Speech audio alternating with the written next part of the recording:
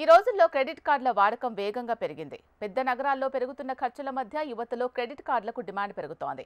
ఇది ప్రజల ఆర్థిక అవసరాలు తీరుస్తోంది. కానీ తర్వాత రుణం తిరిగి చెల్లించాల్సి ఉంటుంది. ఒక్కసారి క్రెడిట్ కార్డులకు బానిసైతే దాన్ని వదిలించుకోవడం అంత ఈజీ కాదు.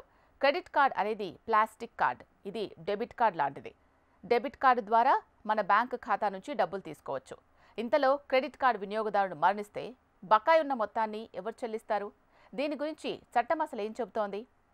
క్లిష్ట సమయాల్లో క్రెడిట్ కార్డు చాలా ఉపయోగకరంగా ఉంటుంది. కంపెనీలు ఈ స్వల్పకాలిక రుణాలు చెల్లించడానికి గ్రేస్ పీరియడ్ను అందిస్తాయి.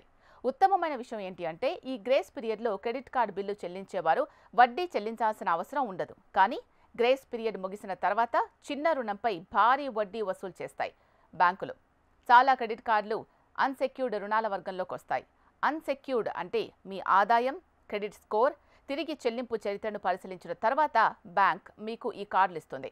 ప్రతిగా పూచీకత్తుగా ఏమీ అవసరం లేదు. అలాంటి క్రెడిట్ కార్డు హోల్డర్ మరణిస్తే అతని రుణం కూడా మూసేస్తారు. అంటే క్రెడిట్ కార్డు బిల్లు చెల్లించడానికి వినియోగదారు పూర్తిగా బాధ్యత వహిస్తాడు. కాబట్టి అతను చనిపోయిన తర్వాత ఆ భారం అతని కుటుంబంపై పడదు.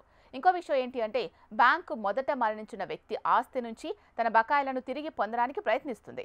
మరణించిన వ్యక్తి పేరు మీద ఏదైనా ఆస్తి, బ్యాంక్ బ్యాలెన్స్ లేదా పెట్టుబడి ఉంటే చట్టపరమైన ప్రక్రియ ప్రకారం బ్యాంక్ దాని నుంచి తన డబ్బును క్లెయిమ్ చేసుకోవచ్చు. మరణించిన వ్యక్తి పేరు మీద ఆస్తి లేకపోతే, తిరిగి చెల్లించడానికి డబ్బు లేకపోతే బ్యాంకు చివరకు ఈ రుణాన్ని రద్దు చేస్తుంది.